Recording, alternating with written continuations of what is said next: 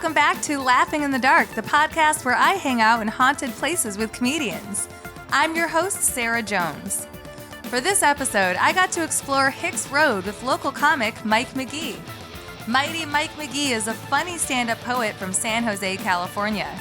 He's performed his comedic storytelling and poetry in thousands of cities and towns for millions of years throughout the U.S., Canada, and Europe. McGee has won all of the most coveted U.S. poetry slam titles and is one of the best-known and liked people in the world of chatty writers. Mike was appointed Poet Laureate of Santa Clara County for 2018 and 2019. He's been featured on CBC, NPR, and HBO multiple times and takes pride in making people laugh and cry from the stage. If you want, check out our Instagram at Lit Dark Podcast for photos that go along with this episode. For now, take a long drive with Mike and I while we bravely explore Hicks Road.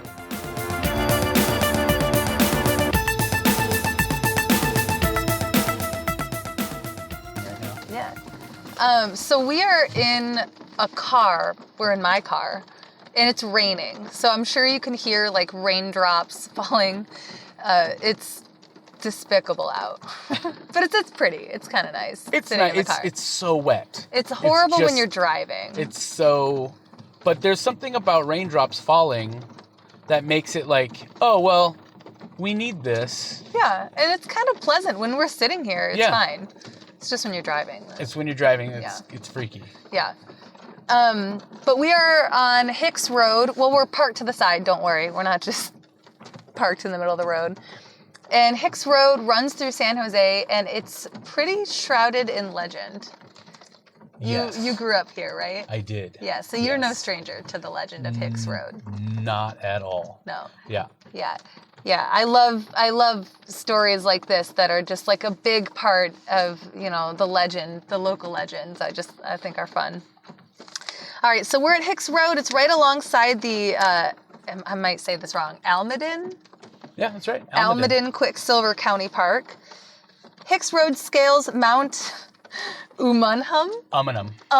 It's really Umunhum. Which in Ohlone, which is the language it's based in, it means hummingbird. Oh, I love that. Yeah. That's cool. Umunhum. I'm sure that we're not pronouncing it correctly either. Oh, great. But that's how everybody describes it, Mount Umunhum. And the people who live here are San Joseans? San Joseans. San Joseans. And they say Umunhum. Yes. Love it. Which is probably a bastardization of the word, but when I was a kid, I always thought it was Mount M&M's. M&M's. It does kind of sound like it. Mm-hmm. But it's in Los Gatos, California. It's right outside of San Jose. If you're looking for Hicks Road, you can find it by getting on Camden from 85 and heading for the hills. Or do what I do to get anywhere and put it in Google Maps because it's 2020. At one point, there were mercury mines up here. We were talking about this a little bit. But that's not what this road is known for.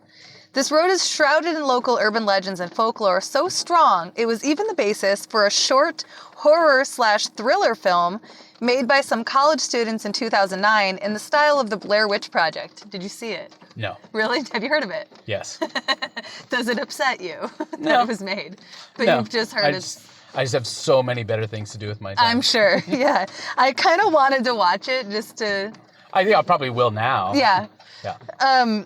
Horror stories of Hicks Road have been passed down for generations. If you're not here on a dare, you may want to come up here as a great place to see several species of owls, or to test out the optical illusion where, this is not really an optical illusion, but at a low point on the road, you should be able to put your car in neutral and watch and wonder as your car appears to roll up the hill. Mm-hmm. So it just appears, or does it feel like it's rolling? I don't recall exactly how it works, but everyone knows about that. Yeah. Yeah, if you've come up here, yeah. I that's why I said it's not really an optical illusion, but I guess it is if it just looks like it's If moving. you go on YouTube, you can actually find footage of people doing it. And it's just that because of the way everything is angled around you, it looks like the road is going up, but your car rolls up, even though really you're actually slightly angled down. It just doesn't seem that way because of the mountains, the hills, everything around you. It just looks... So if you watch it on YouTube, illusion. It does also... So it is an optical illusion. Yeah, okay. It looks like you're going uphill, but you're not. I don't know. I've never done it. Yeah, okay. But I've seen it, but I've never done it. Yeah, it's too rainy to try it out. And anyway. Does it say what spot it's at? I'm sure it did, but I mean, when I typed it up, I was probably like, we're not doing that. We're not going to do that. Yeah. So what a waste of time. The next sentence I said, but we're not here for owls or optical illusions. And I said, I'd take that back. I'd be thrilled to see an owl. And I would be. How about optical illusions? Oh. Yeah, where you think you see an owl. But it's really just your car going uphill. Yeah, it looks like it's flying up, but it's actually landing. Yeah. That would be terrific, actually. Yeah. I'd love to see an owl just landing. Maybe getting a mouse or something. We're here to talk about the legendary albinos. Legend has it that a terrifying colony of albinos populates this road. Before we get any further, let's just mention that fear of someone looking different isn't condoned by this show. The albino population is probably not a huge fan of this legend, and rightfully so. Obviously, nothing about anyone with albinism, is it albinism? Yeah, Yeah, I think that's so. what I think. Makes them in any way evil or anyone to fear. It just means they look cooler and more interesting than you probably do.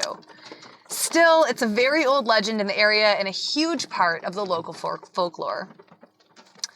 So let's do it. Let's dig into this legend.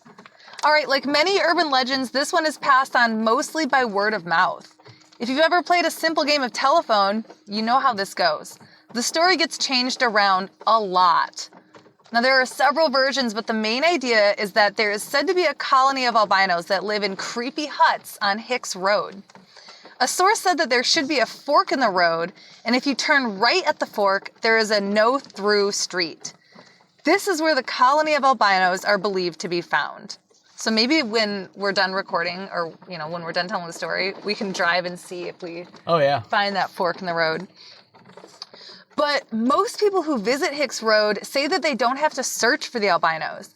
Legend has it that they are not fond of visitors and that they will find you, often emerging from the shadows as cloaked, bloodthirsty figures that will come and either outright attack you or threaten you well enough to be sure you know your presence is unwelcome. So that's kind of what we're sitting here. We're just sitting ducks. Just waiting. Kind of waiting for that. You're kind of not in the best spot for it because you're right next to the hill there. But at least I'll just start yelling, go, go, go, and you drive. I'm glad that the car is still on. You're right. Yeah, it is. Yeah, we're ready to go. If we need to go, we'll go. Yeah. And it's not even, you know what? It's not even, I'm not afraid of albinos. Different looking people. Sure. I'm afraid of anyone who's gonna live up here in this rainy ass weather. Yeah. In a weird hut. I don't care. I don't care what they look like. Like if they're in a cloak, I'm getting leave. The fuck out of here. Yeah. We gotta go. You're right. It's creepy. Cloaks are never a good sign. They're not. They're not. It's always a nefarious person wearing a cloak. Yeah. They look cool, though. Yeah, they do. All right. Some say they perform rituals by candlelight across the dam. If you don't see them, some say you will actually hear them. They are said to have an otherworldly, unholy shriek that echoes through the woods. There are several reports of people being chased by strange, pale figures on this road. There are also rumors that they like to frequent the woods above the Cats restaurant in Los Gatos, as well as the Upper Alum Rock Park. Wherever they live, they're said to be extremely unwelcoming and violent. Some say they are linked to the devil, or that they belong to a cult that worships Satan. Some rumors even go so far as to say these attacks on visitors are actually a method of gathering human sacrifices, if not simply a desperate attempt to keep people away from their evil practices. There are some who even believe that visitors to this road can call upon the cult for revenge on their enemies. So make sure you have a list of your enemies. It's like the just weirdest. In case you wanna... It's like the weirdest gang, Yeah. It's like don't mess with me. Do not mess with me, because I will call on my weird people up in Los Gatos. Yeah. Yeah. I know how to do it. They'll cloak your ass. Yeah, they'll cloak you. A bridge nearby is rumored to be cursed by a cult, by the cult. And legend has it that if you write a person's name on the bridge, their swift death will be granted as a result of this curse. Dang, this is so much deeper than I had ever expected. Really? Oh, yeah. Yeah, I told you I do thorough research. No, I appreciate it. I'm sitting here listening, like I feel like I'm 8 and like just like listening to story time. You know? Because this is great. That's exactly how it's supposed to feel. Good. And I feel bad because no one can see that the sun is setting right now and it's very cloudy, so it's getting darker and darker, and all we have are headlights. Yeah. And it's getting creepier. And actually, the thing is it's kind of nice that it is raining, because that is kind of adding to the dreary creepiness of it. And the Guadalupe Reservoir is to our left, so there's this steep sort of steep drop right next to the road. So we're parked on the right side of the road, and to the left side of the road is this big Guadalupe Reservoir. And it's almost like, is it foggy over there, or is it just condensation on foggy. The window? No, it's definitely, well, I think that's just the rain. I think that's just the moisture. So there's just like really this cloudy. Yeah, like cloudy, foggy, rainy. It's very, actually, I feel like we're in a bog. Having lived in the Pacific Northwest for so long, it kind of reminds me of being in like Seattle or something. I almost feel like we're right on the edge of the Columbia River on the Portland side. Yep. You know? That's exactly what it reminds me of. Yeah. So, it's a very dark, dreary side of the road. I mean, for just somewhere on the side of the road, it couldn't be creepier right now. Perfect. Just sitting on the side of the road. I'm a little, like, I'm not a superstitious person, but right now, I'm feeling like I need some Jesus. You're somewhat stitious right now. Yeah. I'm somewhat stitious. Yeah, you're creeping up on stitious. I'm with you. The other big rumor about the supposed clan of albinos is that they were cannibals. Right, yes. That's what you have That's a big heard. detail, yeah. Yeah. There are stories of them carrying off deer, going after family pets, and attempting to bite other humans. One story even claims that their family poodle was carried off by a colony member in the middle of the night. Later, dog bones were actually found in the area, further fueling this rumor. Some locals like to play with the legend and add their own stories to the folklore. I highly recommend, you would love this actually, one very entertaining story on sanjose.com by Eric Carlson about his visit to Alum Rock Park. Is it Alum? Alum Rock Park. He concocts a humorous and creative tale about Thelma and Doris Bernal, albino twin sisters with a penchant for evil. Towards the end of his visit, he says that he came across a poisoned well. I am no chemist, he writes, but I suspect this reeking pond is laced with arsenious acid, monkshood, hellebore, bearded darnel, and deadly nightshade. Perhaps even a hint of Paris green thrown in for good measure. This is very much the modus operandi of Thelma and Doris. He observes, or one of their ghostly minions. It's terrific, and you should read his entire story. Check it out, yeah. I think I might know Eric Carlson. Really? Yeah. He's great. You should have him on your show. Yeah. Yeah. I'm going to look him up. Yeah. Tell him I said hi. I will. Thanks. Still, not everyone believes the mysterious figures in these hills are albinos. One particularly skeptical commenter proclaimed, I personally do not believe in albinos. What? I mean... that is the weirdest... Everyone's a skeptic. Right. I don't believe in oxygen. I don't think that happens. Yeah. That is impossible. I was like, this guy is open-minded. Yeah. There are several other theories as to what these beings could be. Some people believe that these horrifying white figures are actually bloodthirsty ghosts or some other type of shrieking wraith. One source I read just said, it is rumored to be haunted by everything. Which really just covers all the bases. Yeah. Some describe them to be just mysterious pale figures that have an unearthly shriek and bright glowing red eyes that they simply can't explain. There are several other non-conventional explanations for these mysterious beings. A psychic who visited the area said that they believed the beings to be echoes of some former territorial band of people. You were saying the name for the mountains? Yeah. So the The Ohlone people lived in this area for many thousands of years. Okay. They were the native inhabitants of this region. Okay. And I mean, there were a number. There's many different villages. Yeah. In this area. I think the Ohlone may have been the largest population in this region, and they definitely populated the hills. There are other terms that were used for them years ago that some people still accept, some people don't, because they were names given to them by the Spanish. And so those have been sort of thrown away, like Costanoan. You'll see Costanoan as a name for like a whole different groups of people in this region along basically from like Monterey all the way up to like San Francisco. Yeah. Costanoan meaning like people of the coast. But a lot of folks don't accept that as their name anymore. It's too general. Yeah. But the Ohlone, the Chinawith, and a number of other villages people were here, and umunum, I believe, is the Ohlone term for hummingbird. Yeah. Yeah. So I mean, I think the psychic was maybe referring to them or another group of, because I guess you don't even know, I mean, those are the native people to this land that we know of. Unless she's talking about like a Neanderthal tribe of people. People like, who came before, yeah. Before. Well, we've talked about these types of hauntings on the show before, a type of memory being replayed time and time again. Though the accounts of these creatures seem to be consciously interacting with those who visit here, so I'm not sure I'm satisfied with this explanation personally.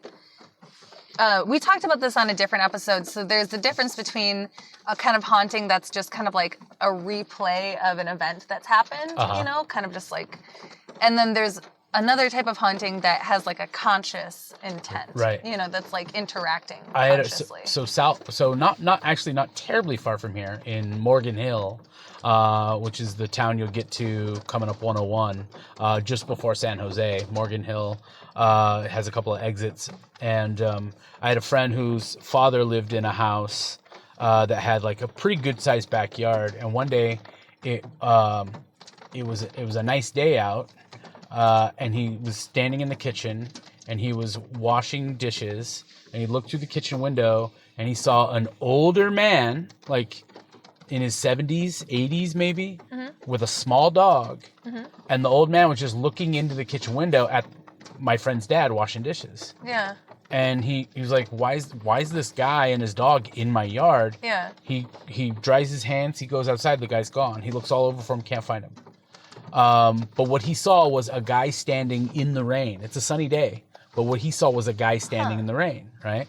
Yeah. Looking into the kitchen window, and the dog like just kind of walking around.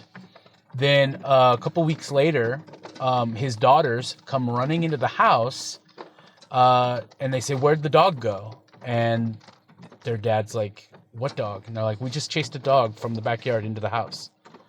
Really cute dog." And he's like, "What did it look like?" And they described the exact same dog he saw in the yard a couple weeks earlier, right?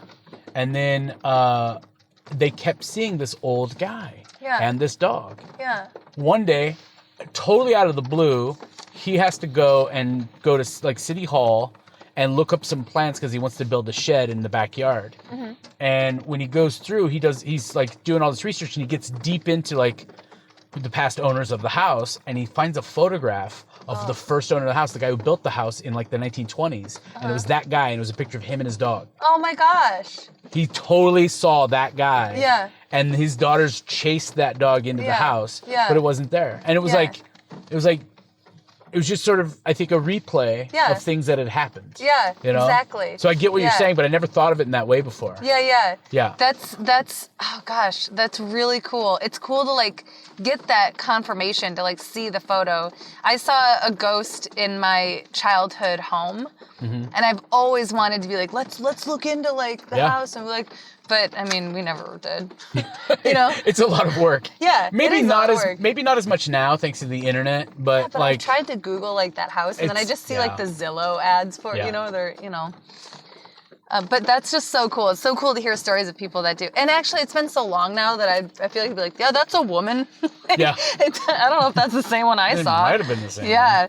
All right. So anyway, but yeah, so I'm not satisfied with that explanation for just because when people describe what they experience here, it seems like it's like an attack on them. Like it's, interacting with them consciously. Right. One observer said these creatures could in fact be otherworldly, suggesting that they are the last of a dying race of aliens, either creatures from another planet or perhaps even another dimension. A commenter on one of my sources suggested that the mercury... This is so dumb. I'm sorry, this is dumb. But suggested that the mercury left over from old mines in the area may have somehow created some type of mutations in the people that lived here. And they just stayed here, I guess. Yeah. Others suggest they are simply ghosts of old miners that died in those very mines. Yeah. Miners, not minors. Yeah, miners. Yeah. Those who mined. So where did these legends come from? One theory from where the albino legend originated was given in a comment section from one of my sources by an individual named Eric Brickmont. Eric claims that back in the 1890s through the 1930s, his great-uncle Gus was the only known citizen with albinism in Los Gatos. He says that he owned a hot spring in the area and that he'd bottle spring water to sell around town. Since the sun bothered him immensely due to his sensitive skin, he was known to walk Hicks Road very early in the morning or late in the evening to avoid the sun. Around 5 to 10 years after he passed, he says this is when the stories originated about the albino colony in the area. He seemed a little like sensitive about it, which I can understand for sure. But another theory suggests that the colony rumors can be traced back to a Swedish community based at the entrance of Uvas Canyon Park. Is that right, Uvas? Yeah, Uvas is Spanish for grapes. Right. The Swedish people can be very fair-skinned, perhaps contributing to the albino legend. Still others suggest the rumors began with a scientific research facility located nearby called the United Technologies Corporation, located on Metcalf Road. This could be where the stories of genetic mutations originated. One commenter claims the legend was born of a prank their friend confessed to pulling on passersby in the late 1970s. They would powder their face white and wear gowns, then wait around the corner, which now that we're on this road, there's a lot of around the corners. Oh, yes. They could have been right where we're sitting. So many around the corners. Yeah. So they would wait around the corner for cars to drive by. When headlights would alight the road, they'd take out a dummy stuffed with straw, wearing a motorcycle helmet, gloves, and a white shirt with ketchup squirted all over it. Mm-hmm. They'd act as though they were chopping up a victim on the roadside, a grotesque play for unsuspecting passersby. However, another commenter says that the legend started way before the 70s, that back in the mid-60s, their older brother would tell stories about the colony on Hicks Road. Still sounds like a pretty fun prank. Yeah. Elaborate, yeah, but fun. Beyond the legends of the white shrieking figures with glowing red eyes and a violent temper, there's also supposedly a large rock with a door painted on it. This is known as the Devil's Door. Have you heard of this? No. This seems to just be a landmark in the area. There's not much on it besides that it has an ominous name. One commenter says that they would leave smokes at the Devil's Door as an offering for the albinos. In case they wanted to have a smoke after they got done eating a poodle. I don't know. You need a new habit? Here you go. Yeah. Stop eating people. Yeah. Try smoking. Try smoking. Yeah. There are also rumors of a ghostly hitchhiker on this road. If that's not enough, there's even more rumors of some kind of a ghostly witch and several demonic figures that haunt the area. Yeah. Another ghost that's said to frequent the area is the spirit of a murdered girl at the nearby bridge on Marsh Road. Her name was Marcy Renee Conrad, and she was murdered on November 3rd of 1981. Do you remember this? I don't. No. She was only 14 years old. Her killer, it might ring a bell the more I talk about it. It kind of, I was 5. I would have been 5 years old when that happened. So Yeah. I don't I don't remember. The name does sound familiar, but... They seem really familiar. Well, you've lived here your whole life, right? Yeah, it does seem familiar. I bet you once I start giving you the details, you're going to be like... Okay, go ahead. I know. This is true. This Go is ahead. a true crime. Yeah. So her killer was a 16-year-old boy named Anthony Jacques Bruce... What's that word? Broussard. An autopsy later revealed that she had been raped before she had been brutally murdered by strangulation. He carried her body in his pickup truck and dumped her in a nearby ravine. Would that be there? Is that a ravine? I mean, there are a lot of ravines around here. Ravine just like a small body of water. Ravine is usually just like sort of, it can be a ditch or it can be like a pretty steep drop. So it's not anything to do with water? I think that usually there is water at the bottom of it, but anytime you make a ditch, once it's raining, it's a ravine, essentially. Yeah, we got ravines all over the place right now. Yeah. After he killed her, this is what gets me. Her murderer allegedly invited friends from nearby Milpitas. Yeah. That was way off. Yeah, I mean, it's fine. You just, yeah. From nearby... Pretty good. Thank you. Milpitas High School, where both of them had attended to see her corpse. So both of them went to that same high school. He kills this girl, rapes her, kills her, puts her in a ravine, and then invites his friends that all went to school with her to come see her body. Does this? Yes. Yeah, because this is such a heinous murder, a heinous crime, that it feels like it would ring a bell. I think they made a movie about this. They did. He reportedly bragged about killing her at school and showed at least 10 people her body.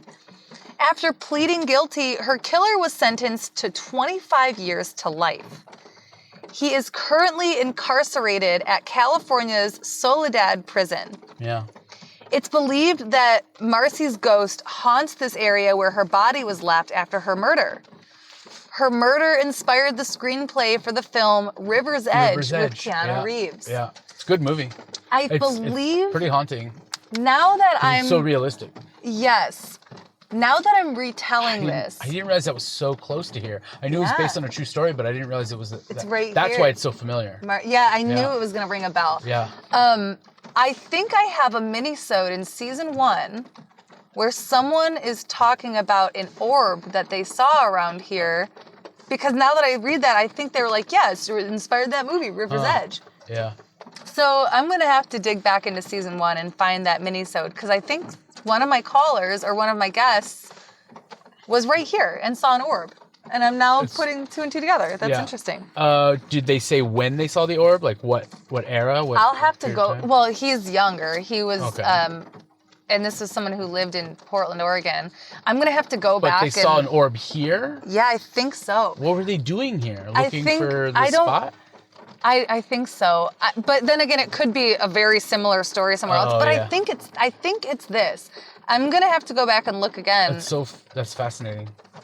But yeah. Crispin Glover is also in that movie.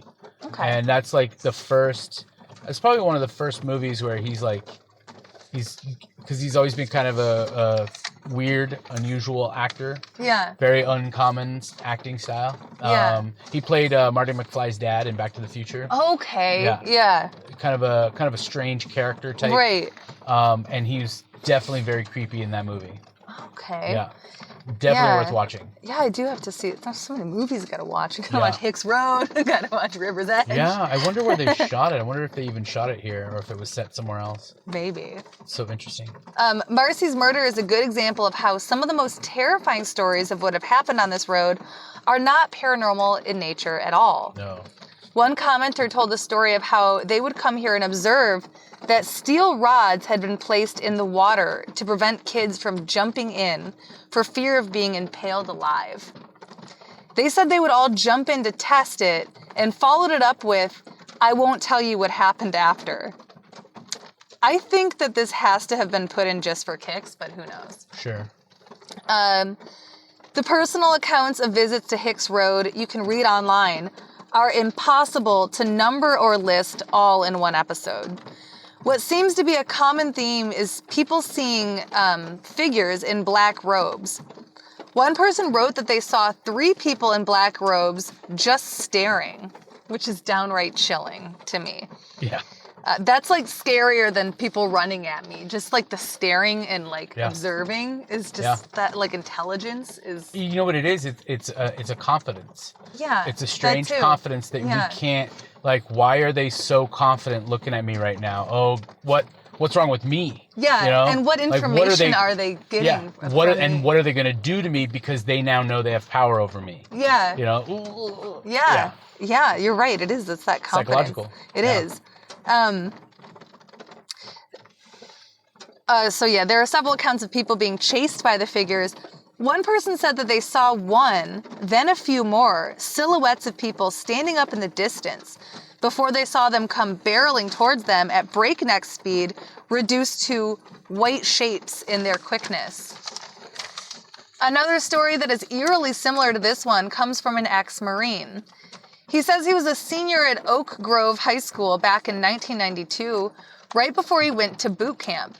He had come out to Hicks Road with some friends armed with various weapons. He says they hiked for about half an hour, goofing around and talking tough.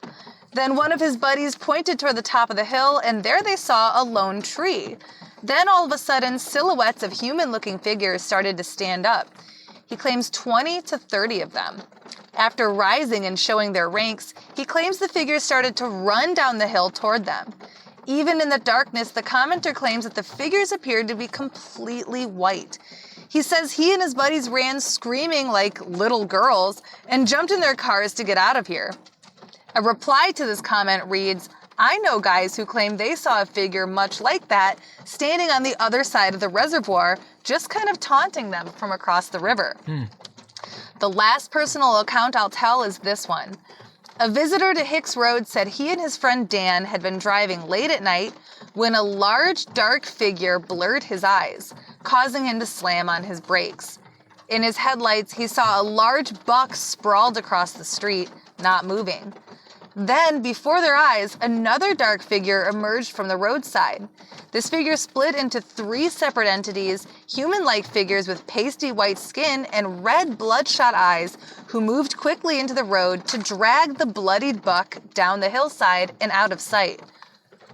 Whether you believe the legends or not, several local commenters have described a certain unique vibe to the area. They seem to agree that Almaden Valley, past the old Opry House, the cemetery, and over Hicks Road to the other side of Camden Avenue, all bear an undeniably, uncomfortably eerie feeling. Very true. And we're right in the middle of it now. Right in the middle of it. It's so dark. Anything could pop out right now. Yeah, to listeners, the sun is all the way down. Yeah. We are sitting. I just turned off the light that I was using to read. So now all there is headlights. Headlights. I haven't seen anything yet. And that, you know, like, I have a theory. So, okay. The thing, I remember in high school somebody saying, like, I don't drive, I've never driven, but I remember a friend in high school who did get his license. He said, now that I got my license, we need to go up Hicks Road. Okay, yeah. It's a mountainous road to the listeners out there. It's a hilly road, winding, sort of like one of those, like in the daytime on a nice sunny day, it's gorgeous. Yeah. It's a stunning drive. Yeah. On a rainy, cloudy, overcast evening, dark night, it is one of the creepiest places you could be. Yeah. We're at a cutout right now where there's sort of this, it looks like a cave with a few trees coming out of it. And like, no joke, the red light, what is that I know. from? Oh, from the recorders. The recorder. The red light looks like an eyeball. I've been thinking that this whole time. in that little cave, that little nook there. Yeah. Ugh. Yeah. I'm not a superstitious person, you know, but I can get creeped out like the best of them. Sure. And this is creepy for sure. It is. So what we would do in high school, my friend would say, all right, we're going to pile a bunch of people in the car. Mm-hmm. So we can borrow his mom's car, and we're going to go up Hicks Road. And I was like, why? And they're like, to see the albinos. For our doom. And like, so that we can die at the hands of people who never see the sun. And want to eat us. And want to eat us. Yeah. And even then, I didn't really, I'm like, come on, that's not a thing. There's no way that's a thing. Albinos aren't real. And I don't believe in albinos. I don't believe in albinos. I believe in albinism, but only as a concept. Not as an actuality. No. I've met albinos. I have friends who are albinos, or have albinism, as I should say. I don't know what the proper terminology is. I don't want to be, I don't want to be insensitive. Of course at not. all. Yeah. We would get in the car. Yeah. And I didn't expect to see people with albinism. I expected demonic, pale, bloodshot, creepy. And I think that albino was just the only term anyone could think of that was like quick and easy. Well, and it's like you have to, it's like they try to make sense of what they're seeing. Right. Yeah. Right. Now, really what they're describing essentially is like demonic vampires, essentially. Yeah, right? totally. Yeah. That's what you're describing, really. Cannibals. Well, but I guess none of the stories I read were like, I saw them eating a person. It's like they're dragging off like a dog or a deer. Right. So it could just be bloodthirsty. Well, so I always, in my head, so we'd go up Hicks Road, right? Yeah. And we'd constantly be on the lookout. We never saw anything, but we were always creeped out the whole time because the thing is that once you got to a certain point on Hicks Road, and I don't remember exactly where it was, you had to slow way down. Yeah. And you drove through, and then at some point you turn your headlights off. Oh. And you only basically, especially we'd go on a full moon. Right. And so it would be so dark. Yeah. And it would be really creepy because you couldn't see anything in front of you. Yeah. And the idea was that, once your eyes adjusted to there being no headlights, you could kind of get by with the moon, and then everything around you looked like it could be a person. Of course. And it was so creepy. We could even see what I mean? Look at that. Look at where we are. In the car. She just shut off the headlights, and it is significantly creepier. I can't even talk now. I am speechless because it's so creepy. But I kind of like it at the same time. It's like, it's so, I'm kind of glad it's raining because now, if there's any other sounds outside, we're certainly not hearing it. Right, but now the inside lights are going off. The dashboard lights are fading off. Oh my goodness. It's been 25 years since I've done this. Looks like a person right there. Doesn't it? Oh my gosh. Yeah. It is so... Okay, I'm just going to recommend... You're right. It does seem like... the more I think about the stories, it's like vampires. Vampires. It's totally vampires. Because they're just pale, cloaked figures that are bloodthirsty. Yes. Albinism has nothing to do with it. Yeah. It's vampires. Yeah. Right? Now, I'll say this. Yeah. If anything, I think that one story about the guy's, uncle or whatever who did have albinism... Yeah. I think that is a possibility that he would walk around and people would see him and you come around the corner and there's a dude just walking home. Yeah. And you're like, whoa, headlights hit that dude because it's nighttime. Mm-hmm. They're going to seem that much brighter. Right. And, when somebody has a very pale skin and they're in a bright space suddenly... That's going to surprise you. That's going to surprise anybody. But honestly, I'm a white dude.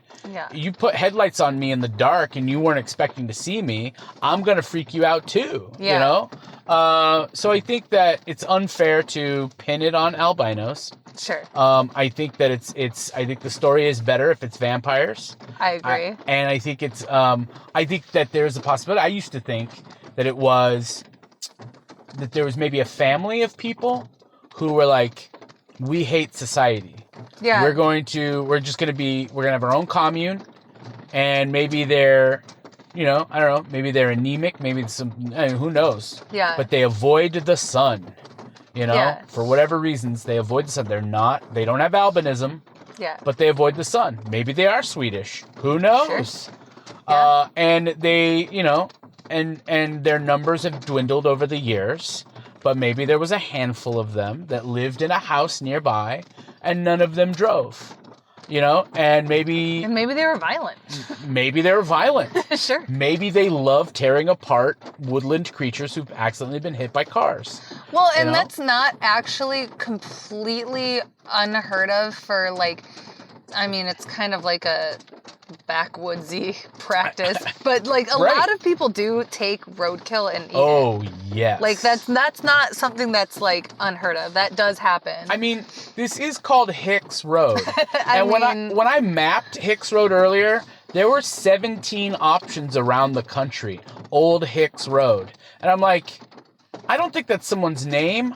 I think it's describing who lives on that road. Yeah, they're like, Old these people will Hicks. eat a buck if you hit it. These people will eat a buck if you hit it. They're going to get it before you even get out of the That's fucking a lot car. of good meat, and there's nothing wrong with it. No. I mean, I'm a vegetarian, but even I'm like, at the same time, I'm also like, I'm a freegan from time to time, Sure. I'll eat something if it's going to get thrown away. Yeah, of okay. course. I thought I just saw a very large raccoon. Oof. Goodness gracious. Folks, I'm telling you, if you ever come to visit San Jose, please, I love San Jose. I love my county, Santa Clara County. There's so much to see here. But if you ever come here, you have to drive down Hicks Road in the dark. Don't do it with your headlights off. That's probably very dangerous. Yeah, unsafe. Because then another driver coming might not see you. Right. But it's a very desolate road. You're not going to see a whole lot of drivers. We've seen, 4 cars total since we've gotten here? Yeah. I have 2 that I remember vividly. And what I love about that, too, is that somebody's going to come around a corner here, and their headlights are going to hit us, and they're going to see our faces, and they're going to be freaked out. They're going to be like, oh, there they are! They're the bikes. There they are! Yeah. There's the vampiros. I like the vampire theory better, honestly. Because it just sounds so rad. And now when I like picture the like cloaked pale figures like coming towards us, ugh. Well, and you know what? I want them to be like super tall. We're not that far away from Santa Cruz.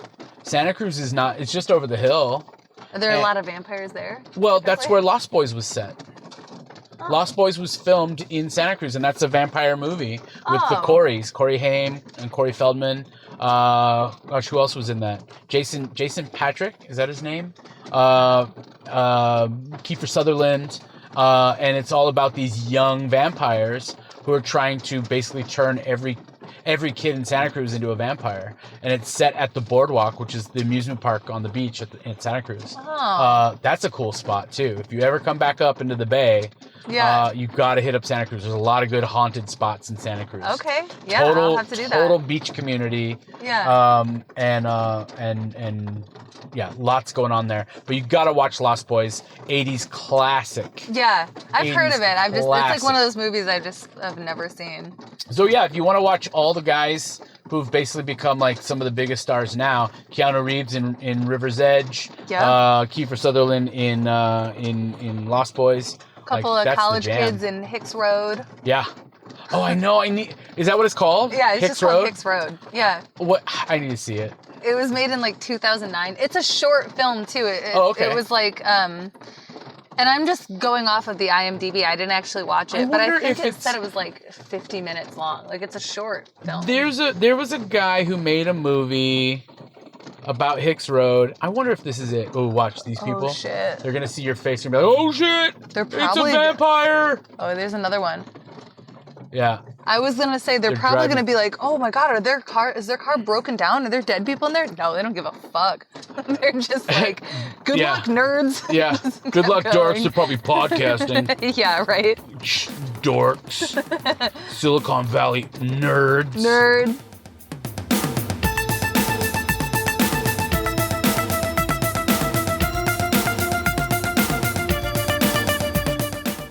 I hope you had fun checking out Hicks Road with us.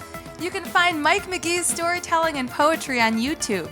Search for Bullies in Pants and A Story of Us if you're interested. While you're at it, check us out on social media too. You can find us on Instagram with the handle Lit Dark Podcast. That's at LITDARK Podcast. You can also find us on Facebook and YouTube. Drop us a comment, say hi. We love hearing from you. Special thanks for this episode goes to my producer, Randall Lawrence in Cranival Studios, my graphic designer, Jonathan Cooper in Heck Yeah Studios, Mighty Mike for being such a fun guest, and of course, all of you for listening. I'll see you next time right here on Laughing in the Dark.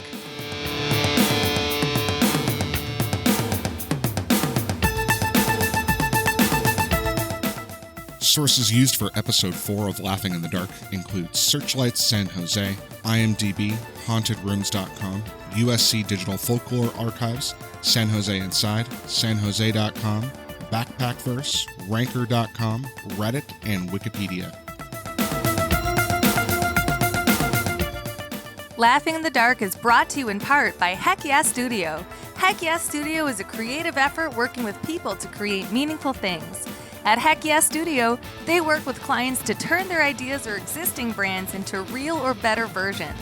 Heck Yeah Studio is the place to go for custom illustration for a full range of branding services, like killer logos, great colors and typography, and fun illustrations for pins, signs, prints, shirts, vehicles, posters, or anything you can imagine. At Heck Yeah Studio, they work with love. Their dream client is someone who is passionate about what they do. At Laughing in the Dark, Heck Yeah Studio has designed our logo, all of our merch, and any posters or stickers that we have. I am so proud and lucky to work with such an awesome company, and I could not recommend them higher.